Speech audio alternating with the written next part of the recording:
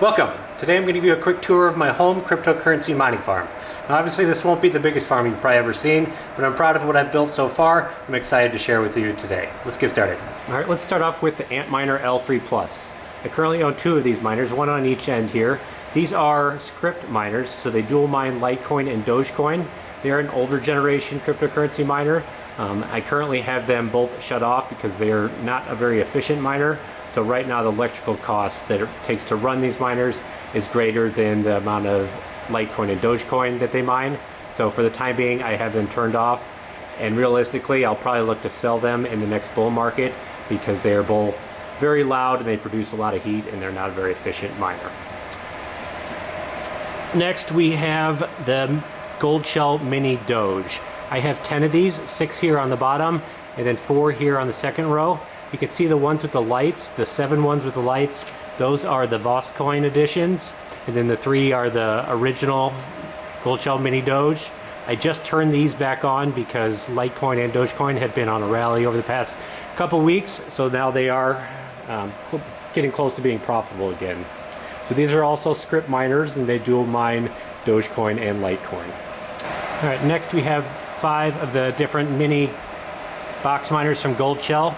First we have the Gold Shell HS box. This mines the handshake algorithm. And next we have the Gold Shell CK box that mines the Nervous Network coin, CKB. Then next we have the Gold Shell SC box that mines the Sia coin.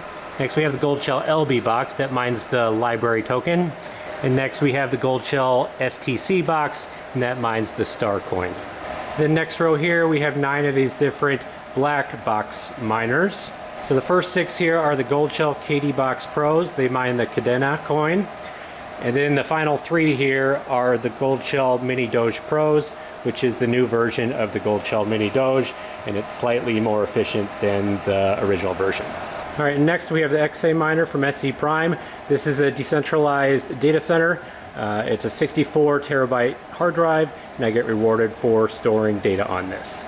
And then next we have my 3 iPolo G1 minis. They mine the Grin coin. And then you can see here in the back we have my MatchX M2 Pros. One here and then one on the corner. Now let's quickly go through some of the accessories I have here.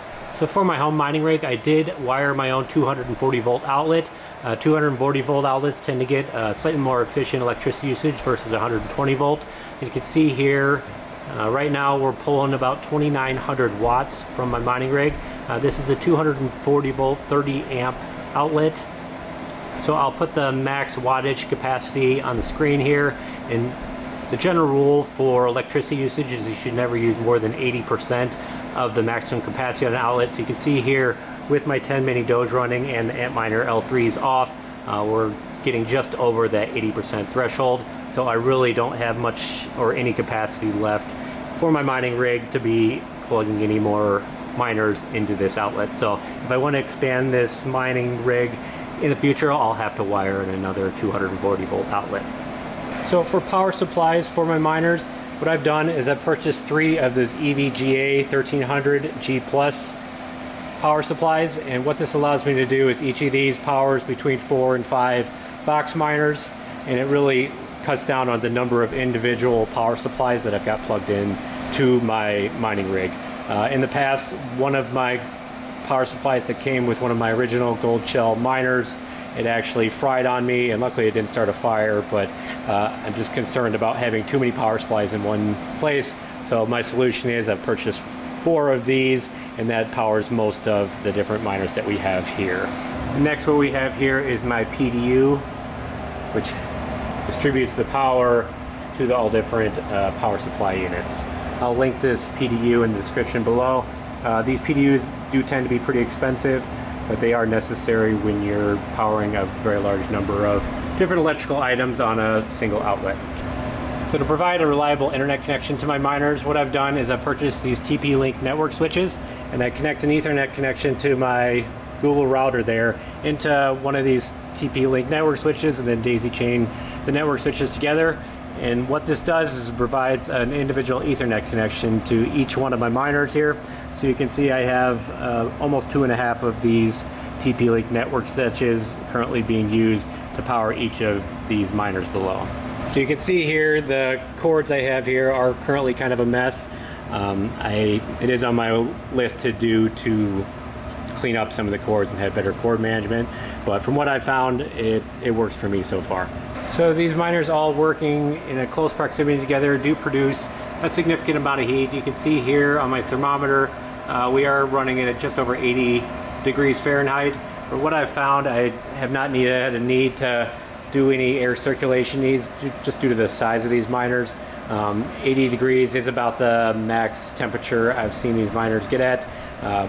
What I've found is the Antminer L3 Plus, those do produce a lot more heat and will raise the temperature in my basement several degrees. But this 80 degrees is also right above all these different miners and the power supply units. So if we were to move this thermometer several feet away, I think we'd go down several degrees in temperature. So one other thing to note is the sound that this mining rig produces. From what you can probably tell here, it's not significantly loud. It sounds like several computer fans running. One caveat though is the Antminer L3 Pluses. Those are pretty loud. They make the loud whining noise that you sometimes hear in traditional Bitcoin miners.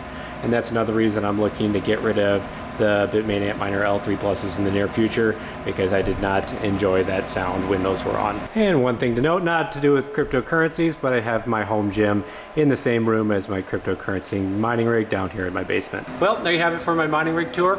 If you have any questions, please leave them in the comment section below and I'd be happy to answer them. Thanks for watching and goodbye.